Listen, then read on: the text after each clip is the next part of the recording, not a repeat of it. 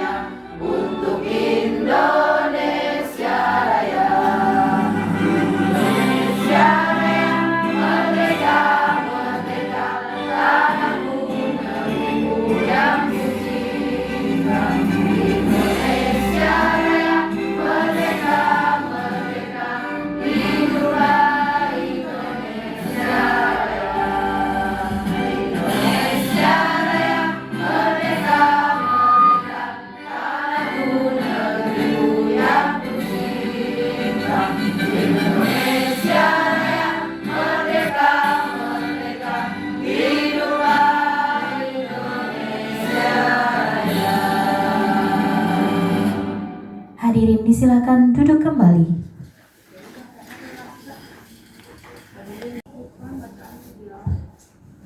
Bapak dan Ibu yang kami hormati, acara selanjutnya yaitu pembacaan doa yang dalam hal ini akan dipimpin oleh Bapak Rahmat Pajar, SPDGR. Kepada Bapak disilakan.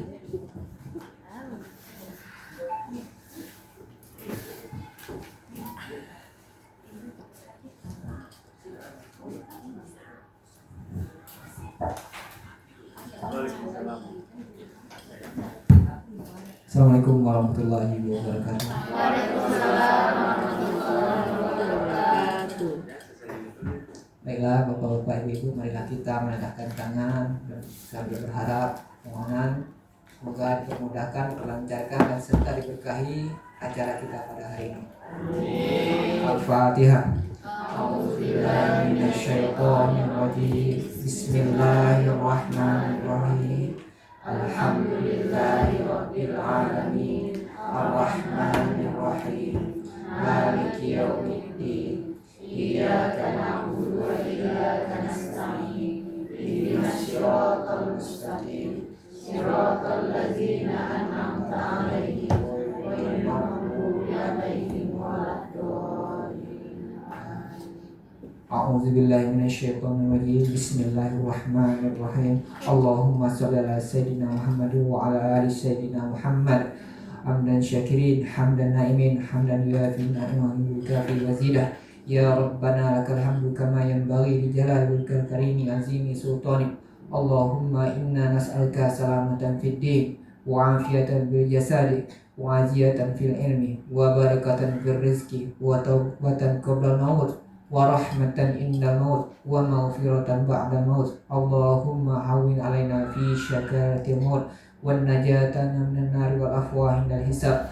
Rabbana la tuzigh qulubana ba'da idh hadaitana wa hab lana min ladunka rahmatan innal wahhab. Rabbana atina fid dunya hasanah wa fil akhirati hasanah wa qina azabannar. Walhamdulillahi rabbil alamin. Assalamualaikum warahmatullahi wabarakatuh. Waalaikumsalam warahmatullahi wabarakatuh.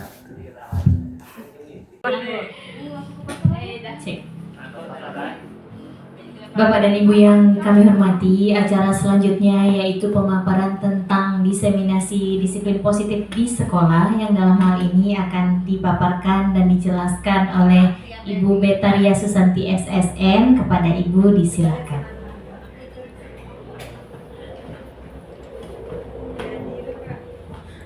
Oke, baiklah Bapak Ibu yang berbahagia pada siang hari ini.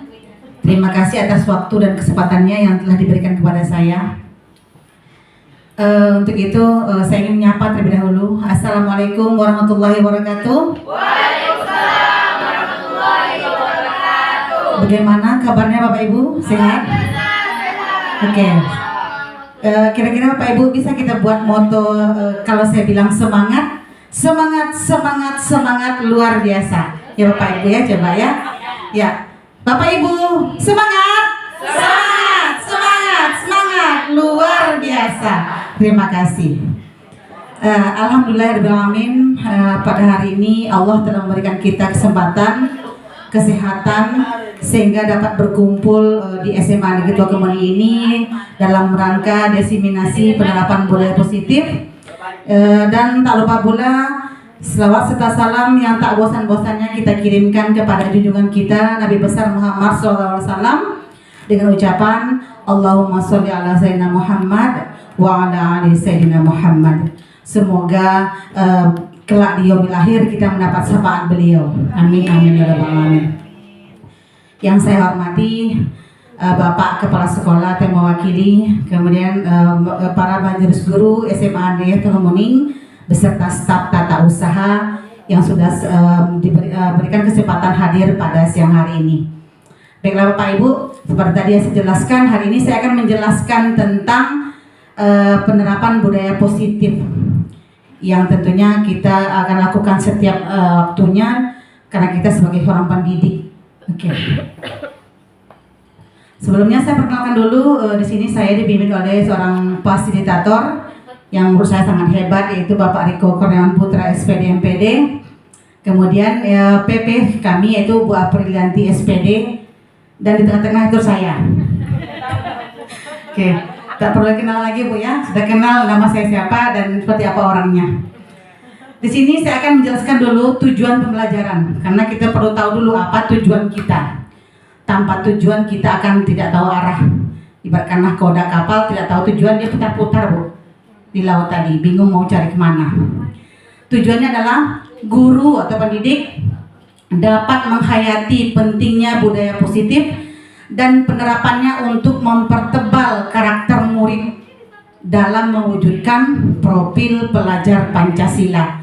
Di sini ditekankan Bu, sedikit keras tadi bunyinya, mempertebal karakter murid. Jadi kita di sini bagaimana bisa mencari apa karakter murid tadi yang dimilikinya, kemudian kita pertebal. Jika masih tipis, kita tebalkan kembali. Bapak Ibu ya, ibaratkan garis, murid itu masih samar. Jadi kitalah guru yang memberi penebalnya. Oke, next, Bu. Dan di sini tentu kita akan bicara dulu tentang apa itu budaya positif. Ya Pak Ibu ya, apa itu budaya positif? Atau sudahkah kita di sekolah ini menerapkan hal tersebut? Atau sudah melakukan budaya positif tersebut? Kira-kira Bu bagaimana? Apa kita sudah paham tentang apa itu budaya positif? Apa Ibu kira-kira Bu? Melakukan hal-hal yang bagaimana Bu? Hal-hal yang baik. Oh ya, melakukan hal-hal yang baik. Atau perlakuan baik atau hal yang baik kita lakukan di sekolah kita. Ya Pak Ibu ya, contohnya tadi kita mulai menyapa dengan sopan, ya kan, menerapkan mereka tentang adab. Kemudian mereka kita beri mungkin senyum gitu Bu. Jadi kalau ketika melihat kita senyum, mungkin muridnya akan lebih semangat. Kalau kita tidak senyum, mungkin dia merasa kenapa Ibu ini marah tiap hari, ya kan Bu ya? Kenapa Bapak ini yang suka marah aja terus? Jadi kita dulu yang memulai. Kita mulai senyum, sapa, salam, dan santun ya Bu ya. Ya. Kemudian kita, apakah sudah kita lakukan budaya tersebut di sekolah kita? Sudah. Alhamdulillah. Sejauh ini sudah kita lakukan, baik di dalam kelas maupun di luar kelas. Mudah-mudahan hal ini berlanjut sampai berikutnya. Karena kita menginginkan tadi Bu ya, menginginkan menebalkan karakter murid tersebut. Oke, next Ibu. Di sini konsep yang akan saya jelaskan tentang budaya positif yang pertama itu perubahan paradigma baru, kemudian yang kedua tentang disiplin positif dan nilai kebajikan universal. Yang ketiga motivasi perilaku manusia. Yang keempat hukuman, konsekuensi dan penghargaan. Yang kelima tentang keyakinan kelas. Terus keenam kebutuhan dasar manusia. Ketujuh restitusi. 5 posisi kontrol dan 8 segitiga restitusi.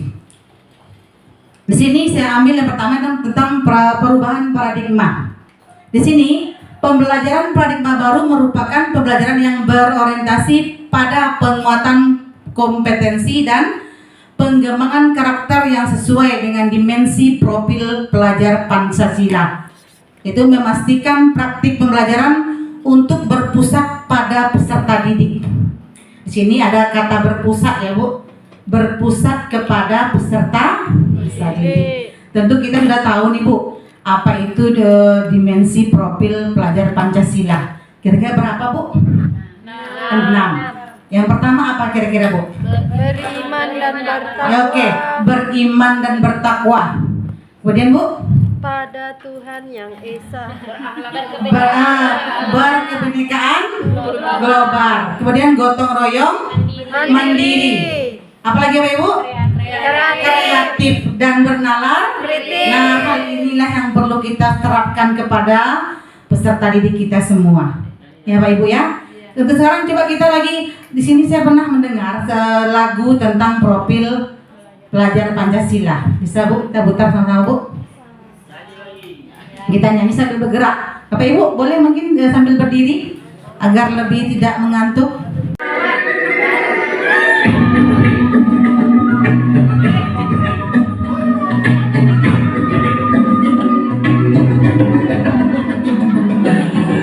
Bukalah matamu saatnya meraih mimpimu, arahkan pandangan ke depan, Tuhan akan menunggumu.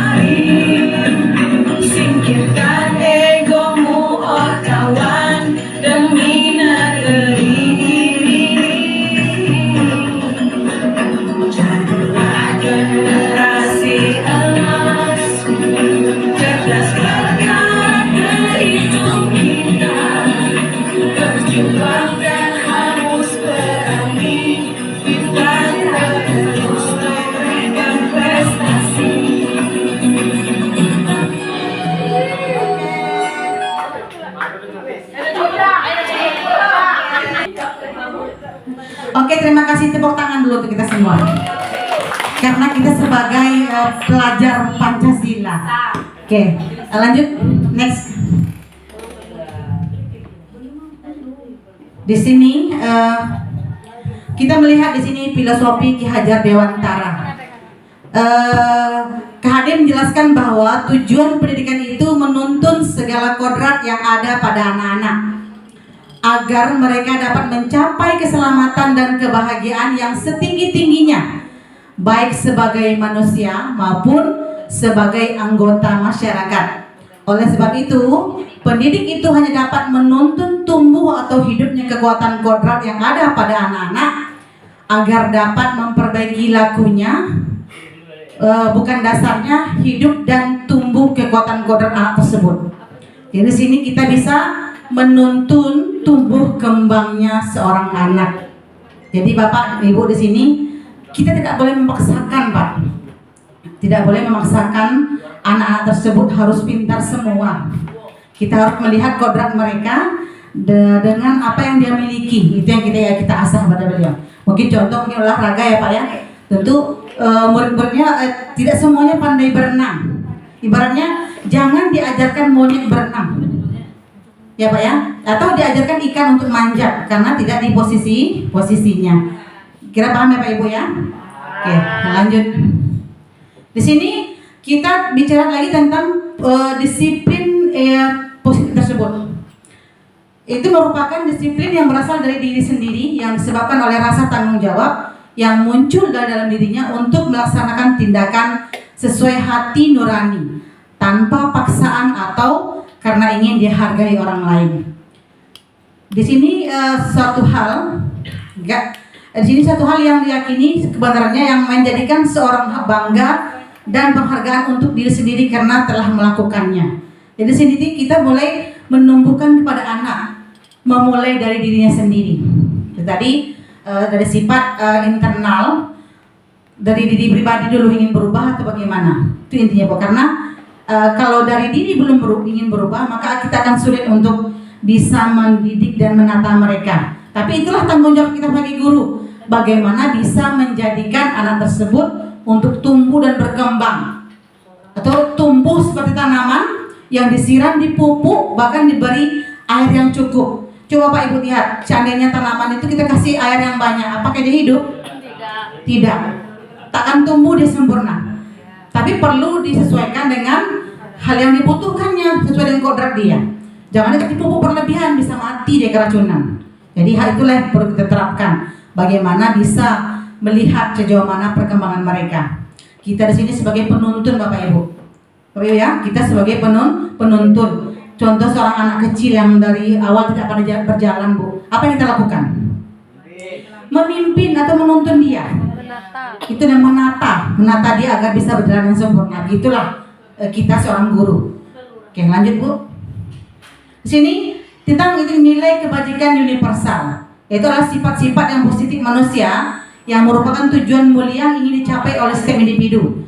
Nilai-nilai tersebut bersifat universal lintas bahasa, suku, bangsa, agama maupun latar belakang.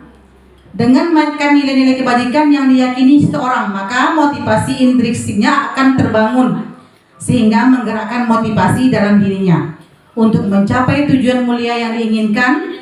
Nilai-nilai kebajikan yang ingin dicapai di setiap anak Indonesia kita kenal dengan profil pelajar Pancasila. Di sini kita lihat Bu, nilai apa saja karena dia menyeluruh sifatnya, kemudian bahasa yang berbeda, suku yang berbeda, agama yang berbeda, ataupun latar belakang yang berbeda. Kita tidak bisa lagi melihat perbedaan itu. Bagi kita sama-sama murid yang butuh dituntun. Lanjut Bu. Kemudian sini nilai-nilai kebajikan universal. Apa aja nilainya? Di sini disebutkan yang pertama, beriman dan bertakwa kepada Tuhan Yang Maha Esa dan berakhlak mulia. Kemudian kedua, mandiri, bernalar kritis, berkebinekaan global, gotong royong, dan terakhir kreatif. Nah, inilah yang akan kita terapkan kepada mereka. Bagaimana dia meyakini pada Allah SWT Tuhan Yang Maha Esa, kemudian dia mandiri, kemudian dia bernalar kritis, mempunyai kebinekaan global, gotong royong dan kreatif. Lanjut Bu. Nilai kebajikan. Nilai kebajikan sifat-sifat positif manusia yang merupakan tujuan mulia yang ingin dicapai setiap individu seperti yang telah dilakukan oleh Dr. William Gosen pada teori kontrol 1984 menyatakan bahwa setiap perbuatan memiliki suatu tujuan. Dan selanjutnya Diana Gosen mengemukakan bahwa dengan mengingatkan nilai-nilai kebajikan yang diyakini seorang, maka motivasi intrinsiknya akan membangun sehingga menggerakkan motivasi dalam bentuk mencapai tujuan yang mulia yang diinginkan. Tadi juga dijelaskan Bapak Ibu ya, segala sesuatunya punya tujuan, kemudian memiliki apa yang dibuat oleh manusia ada hal baik yang ingin dilakukannya. Ibu.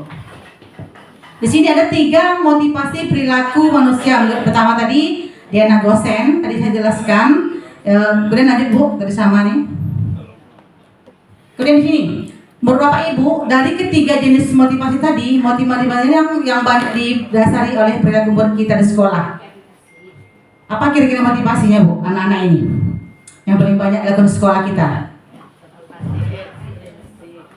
Eksternal dari luar. Oke, itu yang kita nampak. Jadi di sini Bu, bagaimana kita bisa membuat mereka menjadi bisa membuat dirinya itu berubah dari dalam diri sendiri.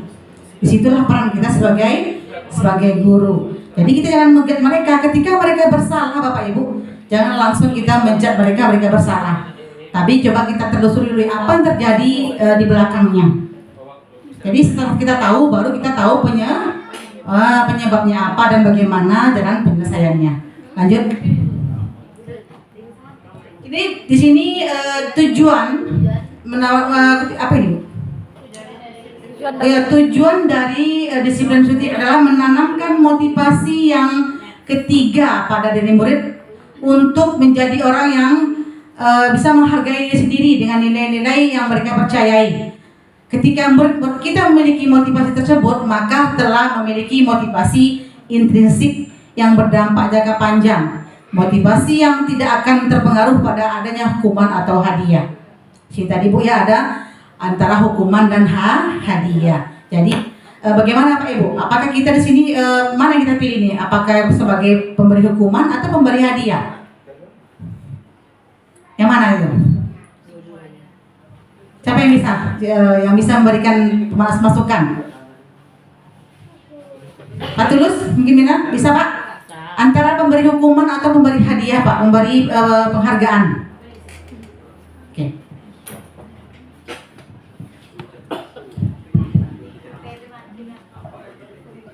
Ya, seharusnya kita apakah memberi hukuman atau hadiah atau penghargaan itu disesuaikan dengan perilaku siswa. Apabila siswa melakukan kesalahan, ya mungkin yang cocok adalah hukuman.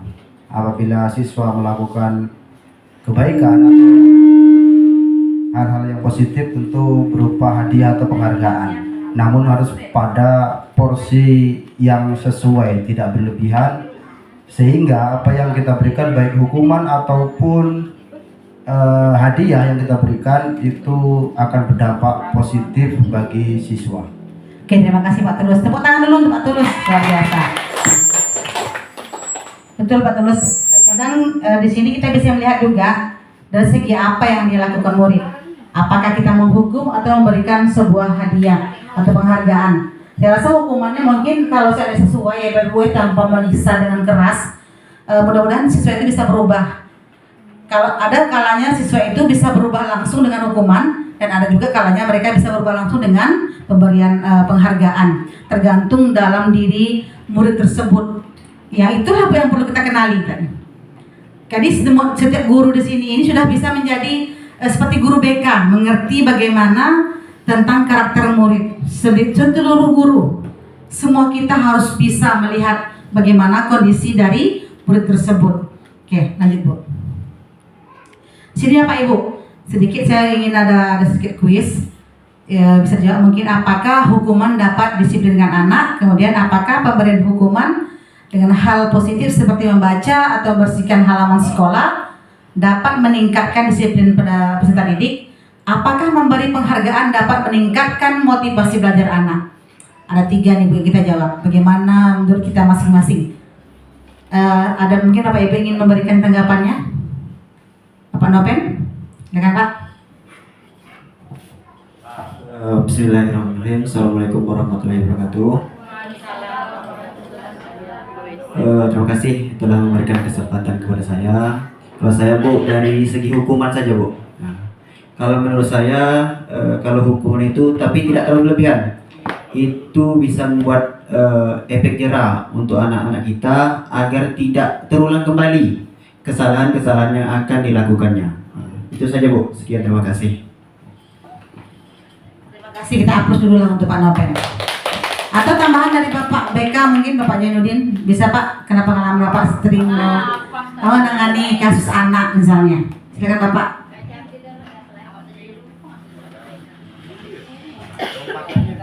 Assalamualaikum warahmatullahi wabarakatuh.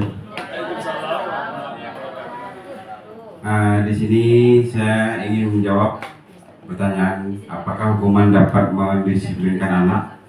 Itu jawabannya sebetulnya kalau tidak berlebihan ya hukumannya itu bisa. Karena anak di sini apalagi tergantung dengan situasi sekolah atau lingkungan. Kadang kita di lingkungan yang memang disiplin, kita tidak juga bisa menghukum anak seperti yang di tempat-tempat lain. Jadi kita harus memperhatikan di tempat sekolah kita. Nah, di situ kalau untuk pemberian hukuman Bu ya. Jadi kalau menurut saya hukuman ini bisa membuat siswa-siswi kita berubah. Oke, itu aja. Terima kasih, tepuk tangan kembali untuk Bapak BK kita. Tapi Bapak Ibu itu benar, hukuman yang diberikan ketika itu sesuai saya rasa bisa, tetapi lihat kondisi. Itu zaman sekarang kita juga perlu berhati-hati untuk menghukum siswa. Kenapa? Karena ada media sosial, takut nanti jejak kita terekam, kemudian disebarkan ke dunia maya, nanti yang kena kita. Makanya kita perlu di sini bekerja sama dengan orang tua murid agar kita mampu bersama-sama mendidik. Gitu. Jadi jangan nanti ada hal-hal yang tidak kita inginkan terjadi di belakang. Karena banyak contoh ya Pak Ibu ya. Sekarang beredar di dunia maya, dihukum, kemudian disebarkan ke media sosial, nanti yang banyak menghujat dan sebagainya. Itu kita takutkan. Kita di sini intinya kita ingin tetap menjadikan murid yang terbaik. Itu harapan kita sebagai seorang pendidik. Terima kasih ya Pak Ibu yang telah memberikan tanggapannya. Lanjut Ibu. Di sini tadi ada perbedaan hukuman dan konsekuensi. Ada 2 ya Pak ya, hukuman dan konsekuensi. Di sini hukuman bersifat tidak terencana, bersifat satu arah dari pihak guru yang memberikan, dan murid hanya menerima satu hukuman tanpa melalui suatu kesepakatan atau pengarahan dari pihak guru, baik sebelum atau sesudahnya.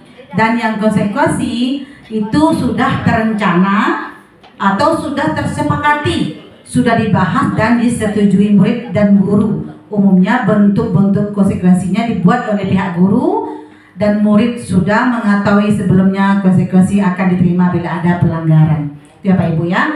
Kalau hukuman tidak terencana, konsekuensi sudah terencana. Lanjut Bu. Ini ada kuis lagi.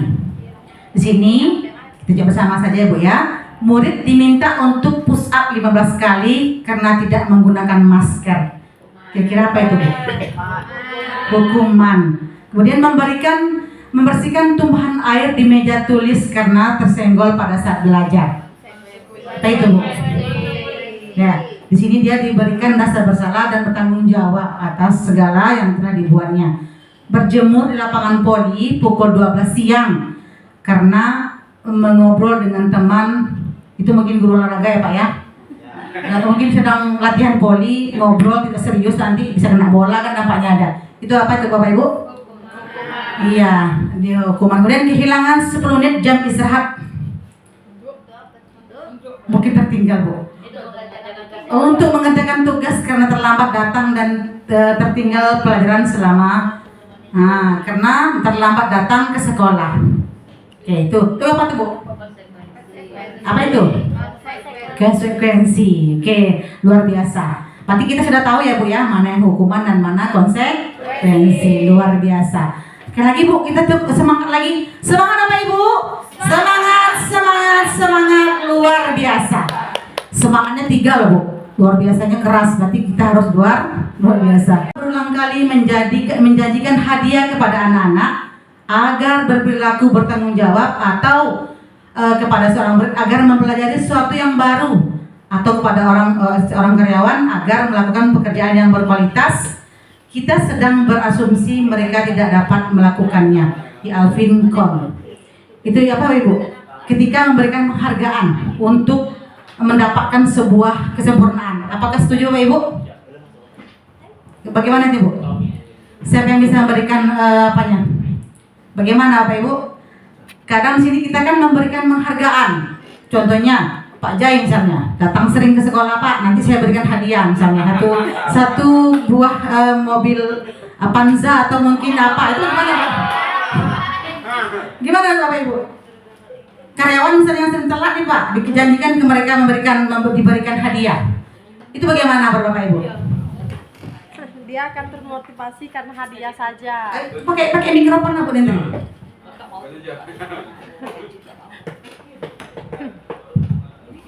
Jika ada kasus seperti itu, maka seorang pegawai itu ataupun seorang siswa itu hanya akan termotivasi karena hadiah yang diiming-imingkan saja, tidak berasal dari dalam diri dia itu sendiri. Karena adanya hadiah, makanya dia mau disiplin datang ke sekolah seperti itu. Terima kasih Bu Nendri jawabannya. Betul Bapak Ibu? Betul. Tapi kita harapannya Bu, mungkin dengan itu bisa juga menjadikan dirinya berubah dari dalam dirinya. Ya kan Bu ya? Kadang ada orang yang diberi penghargaan, saya berjanji ingin lebih baik lagi. Yang pertama mungkin Bu kena penghargaannya. Yang kedua mungkin dia rasa tanggung jawab. Saya dapat hadiah nih dari guru tersebut. Saya akan berbaik budi lagi dan akan memperbaiki diri sendiri. Oke, itu dia. Nanti Bu. Oke, tadi di sini juga disampaikan dihukum oleh penghargaan. Mengumumkan baik penghargaan maupun hukuman adalah cara-cara mengontrol perilaku seseorang yang menghancurkan potensi untuk pembelajaran yang sesungguhnya. Ada juga Bu dihukum dengan penghargaan. Tadi sampaikan ya, dihukum dengan penghargaan. Bisa juga mengontrol perilaku, ada juga bisa tidak baik pada dirinya, atau bahkan lebih baik lagi ke depannya. Dengan dihukum dia dan diberikan penghargaan, dia bisa lebih berubah. Kadang ada yang gini, udahlah yang tadi beri hukuman nggak datang, kita buat lagi masalah, juga seperti itu ya Pak Ibu ya. Itulah yang kita alami. Tapi harapannya tadi tetap kita menginginkan yang terbaik. Lanjut Bu. Kan lanjut kemudian ini kita memahami tentang keyakinan kelas. Keyakinan kelas. Mengapa dia tidak dibilang dengan peraturan saja? Mengapa harus keyakinan kelas? Karena keyakinan kelas dibuat oleh murid berdasarkan nilai-nilai kebajikan universal, akan lebih termotivasi karena berasal dari motivasi internal. Sedangkan peraturan dibuat oleh sekolah atau guru dan lebih bersifat perintah, larangan atau motivasi eksternal. Itu ya Pak Ibu ya.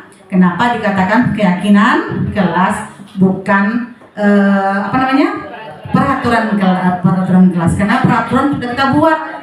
Contohnya dalam visi misi kita sudah ada itu apa yang perlu anak lakukan, apa yang tidak lakukannya Pak ya.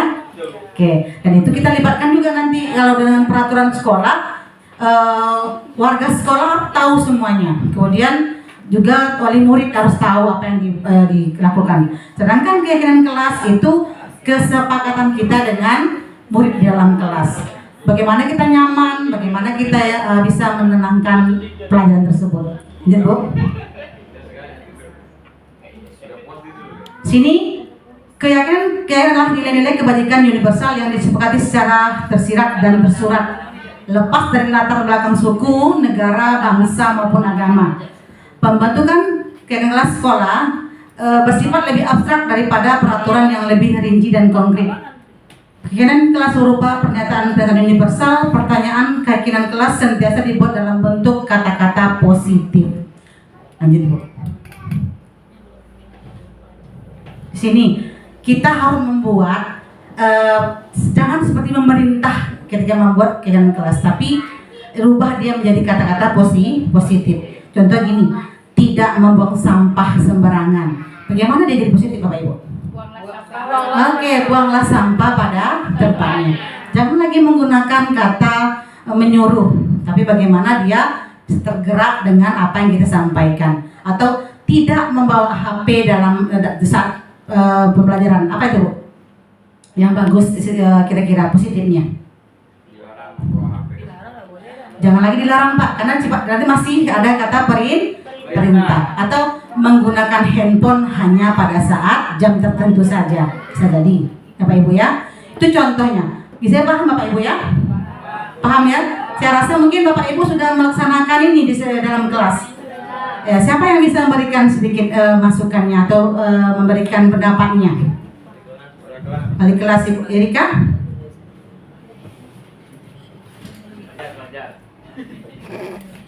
Baik Bu, terima kasih atas kesempatannya. Saya kemarin sudah membuat keyakinan kelas bersama anak-anak di kelas, anak kelas 10-2.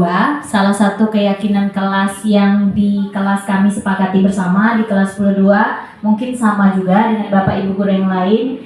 Yang pertama itu harus memperhatikan, harus berkasih sayang sesama anggota kelas. Kemudian menghargai, saling menghargai, dan juga menjaga kebersihan. Salah satu contohnya tadi, buanglah sampah pada tempatnya. Oke, terima kasih Bu Erika. Tepuk tangan dulu untuk Bu Erika. Oke, Bapak Ibu paham kan bagaimana kita membuat keyakinan dalam kelas. Jadi buatlah Bapak Ibu yang betul-betul menarik dan membuat peserta itu nyaman dalam kelas kita. Apa yang kita sepakati bersama, apa yang kita yakini untuk bisa mendisiplinkan kelas kita. Siap Bapak Ibu ya? Oke, nampaknya kondisi sudah mulai menurun, mungkin ion tubuh mulai berkurang, mengantuk mulai melanda ya Pak Jaya, Pak Ahmad Zaini. Kita coba untuk ice breaking dulu Bu Erika, tenang di Bandung Bu. Ice breaking agak ceria-ceria dikit Bu. Oke, kopi break Pak.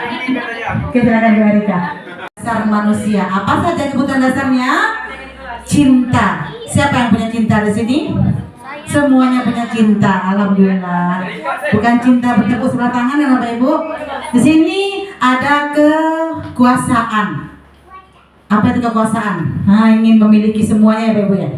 Kemudian boleh pengen, tapi caranya harus baik. Kemudian ada kesenangan.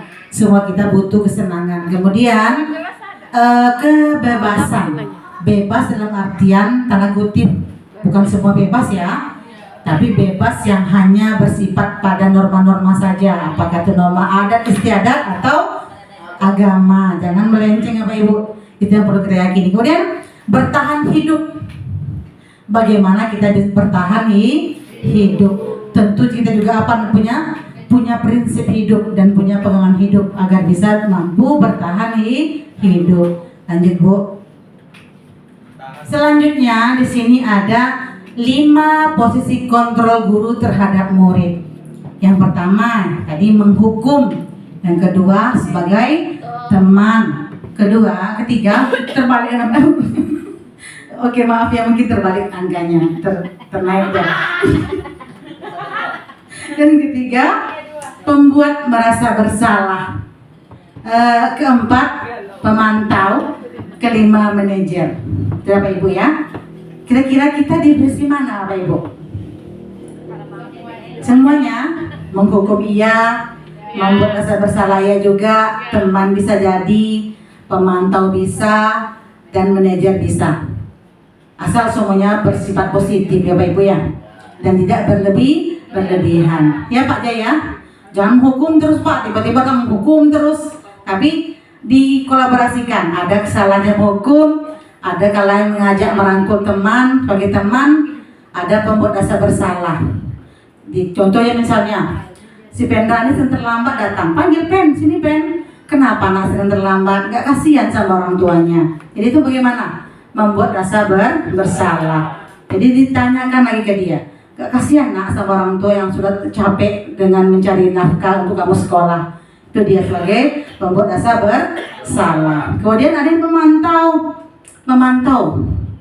Ada yang juga manajer. Tapi mana yang bagus Bapak Ibu? Mana?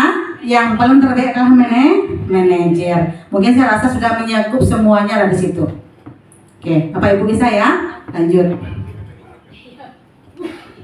Di sini penghukum biasanya menggunakan hukuman fisik maupun verbal.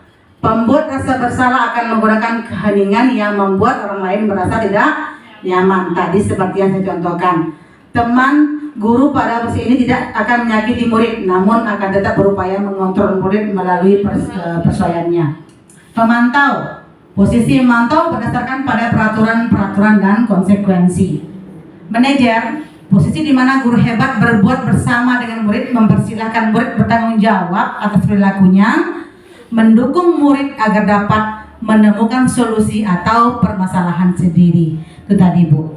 Kira-kira bisa kita pahami bersama kan Pak, Ibu? Jadi yang terbaik itu adalah manajer, menjadikan mereka berubah. Kita sebagai manajer, sebagai penuntun tadi, mereka juga butuh kita sebagai seorang guru. Kalau kita cuek kepada mereka merasa tidak diperhatikan. Kita harus selalu mengontrol, menanyakan, melihat kondisi, melihat situasi tersebut, jangan langsung memberikan hukuman. Oke, lanjut Ibu. Kemudian di sini, apa yang Bapak Ibu lakukan jika mendapati anak terlambat? Bagaimana Pak Jusman kalau anaknya terlambat ketika sudah pelajaran olahraga? Tunggu Pak, pakai mikrofon kita, biar dengar suara Bapak. Ya, terima kasih Bu kesempatannya. Biasanya saya lakukan dulu, saya panggil dulu Bu mendekat, baru saya tanya alasannya kenapa terlambat. Setelah saya dapat dari alasan dia, baru saya bisa menindaklanjuti Bu. Kalau memang itu terlambat karena sengaja, mungkin sedikit hukuman saya berikan. Tapi kalau memang terlambat itu karena ada kendala-kendala, ya saya ingatkan besok kalau bisa perbaiki lagi. Terima kasih Bu. Oke, luar biasa Pak Jusman. Apa dulu untuk Pak Jusman? Betul sekali Pak Jusman, karena kita perlu melihat dulu atau menanyakan kepada murid tersebut kenapa dia terlambat. Kadang Bu, motor bannya bocor lah Bu, tak mungkin kita marah Bu, kita hukum dia dengan berat kasihan karena memang tidak pernah menebak antar bocornya ban tersebut. Kecuali dia bilang saya Bu, intinya suka diperhatikan. Kadang nampak saya anak-anak kita ini banyak yang kurangan perhatian dengan sibuknya orang tua di rumah, sehingga mereka tidak diperhatikan. Tambah lagi di sekolah kita marah terus Bapak Ibu, jadi tidak dapat memicu mereka untuk berubah. Pada intinya kita harus bisa melihat kondisi. Betul, terima kasih Pak Jusman ya. Oke, lanjut Ibu. Di sini Bu, ada di sini sedikit kuis walaupun ada jawabannya ya Bu ya. Kita biar saya paham sama-sama.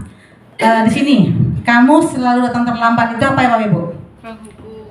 Posisi apa itu? Itu ada jawabannya Bu ya. Menghukum. Kemudian, Ibu kecewa sekali dengan kamu nak. Itu kita sedang menimbulkan rasa bersalah. Ajak dia Bu untuk acting dengan anak-anak tersebut. Kalau perlu keluar air mata. Itu yang saya lakukan kadang Bu. Sambil meleret kepalanya kalau anak perempuan, sambil memegang bahunya. Tapi jangan lawan jenis ya Pak Ibu ya, perhatikan juga, hati-hati. Ayolah kita lakukan demi Bapak Ibu. Itu apa itu? Sebagai teman. Kalau perlu berikan dia teh poci dulu, minum sama-sama. Apa yang telah kamu lakukan? Itu apa Bapak Ibu? Pemantau. Jadi kita tanyakan lagi ke dia peraturan tentang apa yang dilakukannya. Terakhir, apa rencana kamu untuk memperbaiki hal ini? Ya manajer, ajak dia kerjasama. Ada nak kamu mau untuk berubah nak, marilah berubah sama-sama. Kalau kamu butuh bantuan, ada ibu, gitu. Ibaratnya kepada anak, jika kamu terkendala, ada ibu bersama. Jadi anak tidak lagi dia ragu Bapak Ibu, karena dia heran kemana lagi saya mau mengadu. Kalau bukan kepada guru. Kalau guru udah marah, orang tua marah, semua marah, takut nanti Bapak Ibu anak-anak kita down mentalnya, bahkan bisa mengakhiri diri dengan tidak nyaman Bu. Itu takut kita. Apalagi zaman sekarang kan banyak nih orang yang nekat sampai mengakhiri dirinya. Itu yang kita sebagai seorang guru akan merasa menyesal ketika tidak dapat menangani masalah tersebut. Itu Bapak Ibu ya. Mudah-mudahan kita tetap selalu menjadi penuntun. Karena di sini di pelajaran ini bagaimana kita menjadi orang yang bisa memberikan hal baik kepada orang lain. Jadi bukan lagi kita harapkan oh ini harus kita dapatkan, tidak perlu lagi. Keberhasilan siswa itulah kita jadikan sebagai reward kepada kita. Oh ternyata saya berhasil nih menjadikan mereka lebih baik. Oke, lanjut Bu. Di sini ada restitusi, adalah proses menciptakan kondisi bagi murid untuk memperbaiki kesalahannya sehingga mereka tidak bisa kembali pada kelompok mereka dengan karakter yang lebih kuat. Restitusi juga merupakan proses kolaboratif yang mengajarkan murid untuk mencari solusi sebuah masalah mereka dan membantu murid berpikir tentang orang seperti apa yang mereka inginkan dan bagaimana mereka harus memperlakukan orang lain. Itu tadi Bu yang tadi saya bahas. Di sini kita belajar bagaimana dia tidak lagi kembali kelompoknya. Dia kalau perlu dia mengajak kelompok lamanya untuk ke kelompok baru. Apa intinya? Dia sudah jadi baik. Itu Bu. Makanya di sini kita pahami tentang arti restitusi. Next Ibu. Di sini ciri-ciri restitusi merupakan sebuah pendekatan untuk menciptakan disiplin positif, bukan untuk menebus kesalahan, namun untuk belajar dari kesalahan, memperbaiki hubungan. Restitusi adalah tawaran, bukan paksaan. Restitusi menuntun untuk melihat ke dalam diri. Restitusi mencari kebutuhan dasar yang mendasari tindakan. Restitusi adalah cara yang paling baik. Restitusi fokus pada karakter, bukan tindakan. Restitusi menguatkan, fokus pada solusi atau mengembalikan murid yang berbuat salah kepada kelompoknya. Itu Bapak Ibu. Kira-kira di sini kita paham gitu Bapak Ibu?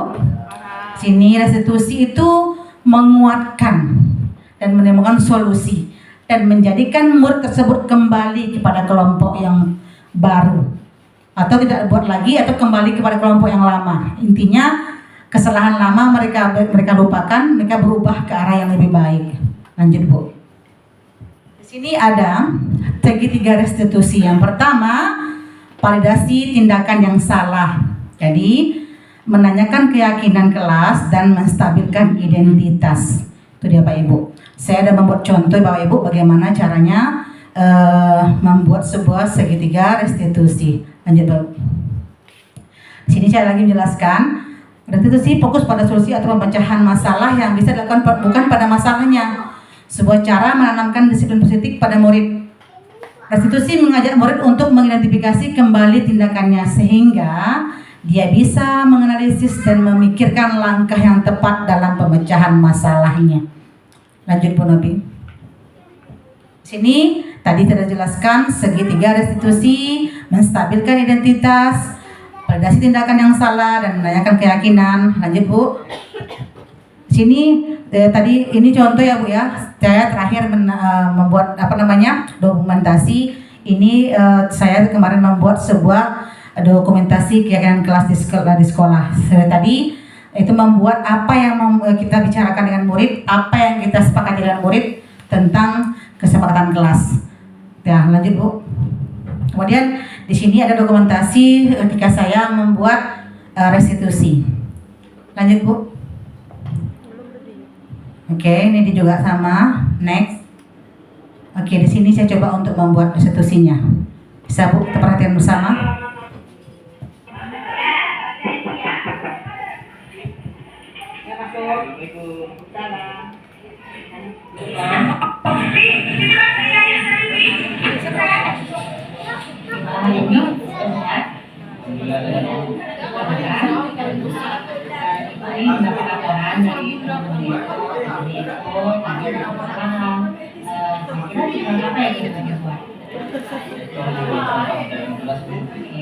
Yang buang sampah itu menurut Eko apakah tidak ada benar atau tidak?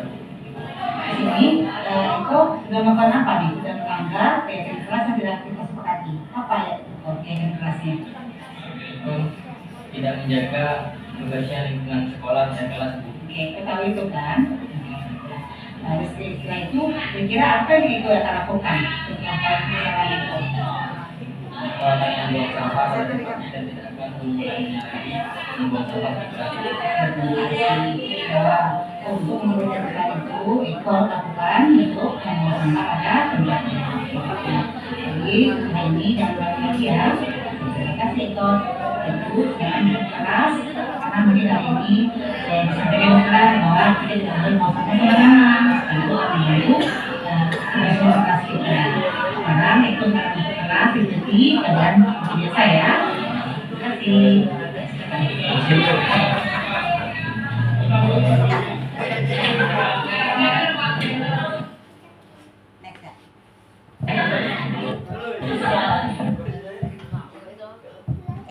Ini ya Bu ya, saya bikin 2 kemarin. Ini sekilas saja kita lihat.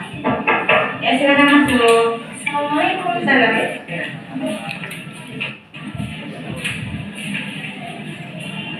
Sudah makan ini? Ya, sudah makan? Alhamdulillah sudah. Oke, sudah bersyukur hari ini? Sudah. Intan, ini Ibu ada nih mendengar laporan dari teman Intan. Intan sering melakukan kesalahan. Apa itu Intan kesalahan yang Intan lakukan di kelas? Menurut teman. Intan merasa menurut teman itu merupakan kesalahan besar atau tidak?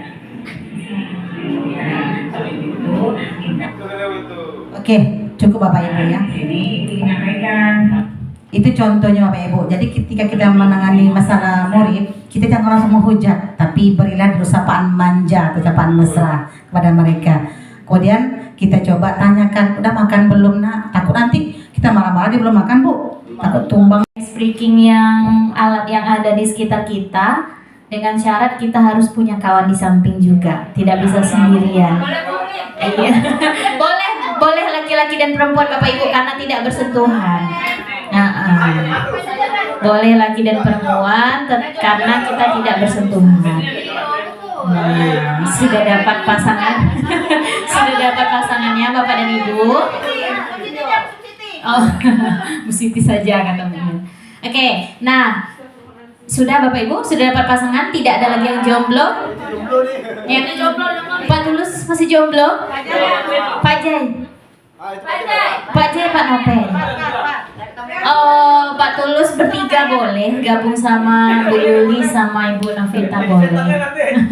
Jadi orang ketiga. Nah, Bapak Ibu, satu benda kecil di antara kita berdua di tengah-tengah. Misal saya dan Bu Beta pena nih, taruh di tengah-tengah. Nah, taruh di tengah-tengah. Yang kedua-duanya sama-sama mudah untuk menjangkaunya. Sudah Bapak Ibu? Hah? Duduk boleh, berdiri pun duduk. Baring. Mau duduk berdirilah Bapak Ibu biar semangat ya. Berdiri. Nah, instruksinya setelah benda kecil kita letakkan di tengah-tengah ada 3. Instruksinya yang pertama, bendanya satu aja Pak. Instruksinya yang pertama clap. Kalau saya bilang clap, maka kita akan bertepuk tangan. Clap, tes, clap, clap, clap. Oke, itu instruksi yang pertama. Instruksi yang kedua, boom. Ketika saya bilang boom, ke meja, boom, boom. 2 tangan ya Bapak Ibu, boom. Oke, bisa kita tes? 1, 2, 3, clap, clap, boom, boom, boom. Semangat kali. Nah, itu 1, clap, 2, boom, 3. Kita misalkan aja benda yang di tengahnya pennya, berarti pen, duluan ngambil pen. Ketika pen yang disebut, duluan mengambil pen.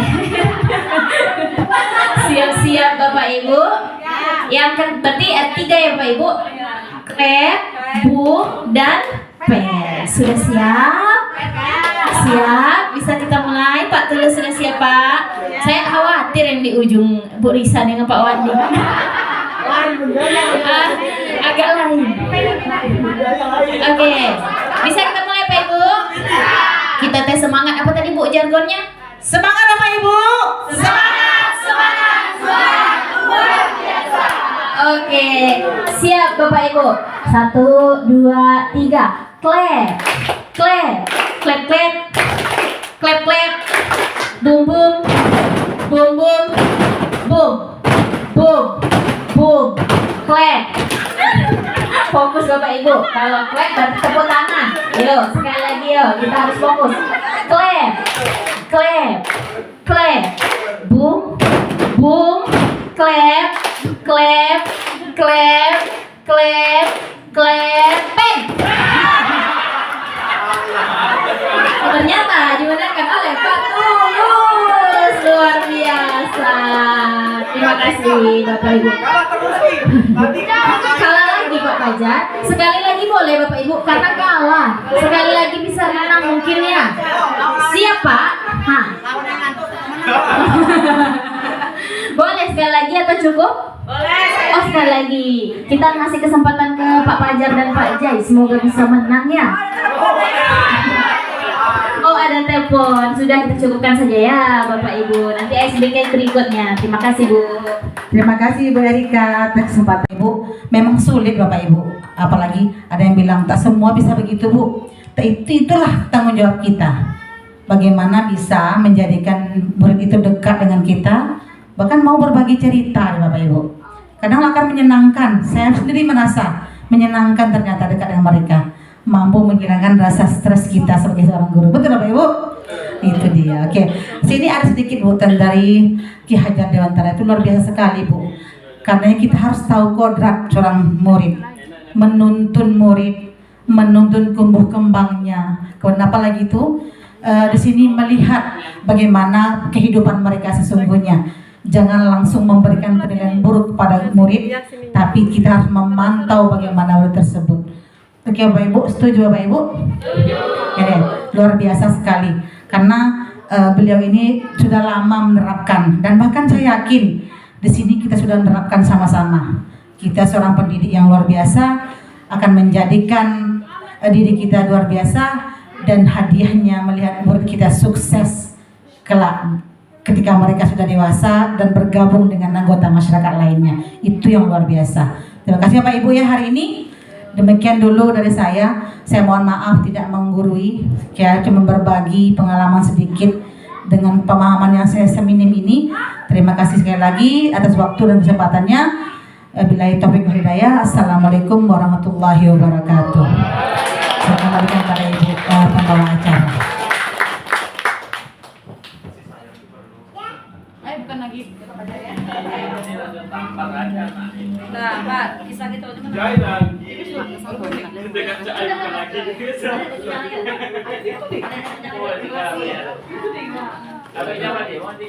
Baik Bapak dan Ibu, demikianlah tadi kita sudah mendengar pemaparan yang sangat luar biasa dari teman kita Ibu Betaria Susanti SSN. Banyak sekali hal baru yang sudah kita pelajari pada pertemuan kita siang hari ini. Saya selaku pembawa acara mohon maaf atas segala silap dan salah. Saya akhiri, wabillahi taufiq wal hidayah. Wassalamualaikum warahmatullahi wabarakatuh. Waalaikumsalam warahmatullahi wabarakatuh.